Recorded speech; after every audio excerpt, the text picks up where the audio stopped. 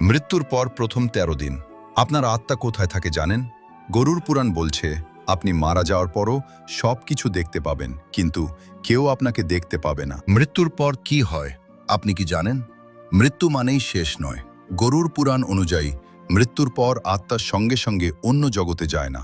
यदा देहम परित्यज्य जीवो याति यमालयम तदा सूक्ष्म शरीरेण भुंक्ते কর্মফলানি চ। আত্মা তখন সূক্ষ্ম শরীর ধারণ করে এবং শুরু হয় এক অজানা যাত্রা। কিন্তু আপনি একা নন, আপনার জন্য আসছে যমদূত।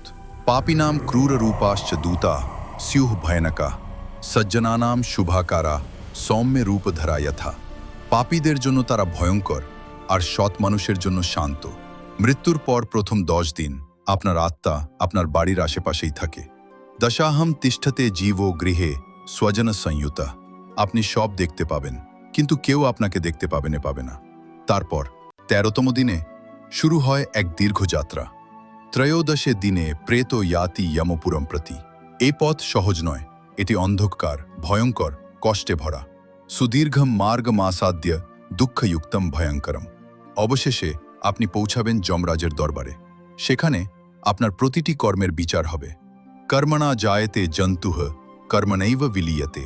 আপনার ভবিষ্যৎ নির্ধারণ করবে আপনার নিজের কাজ, স্বর্গ, নরক অথবা পুনর্জন্ম। সবকিছু নির্ভর করছে আপনার উপর। তাহলে বলুন, আপনি কি প্রস্তুত মৃত্যুর পরের যাত্রার জন্য?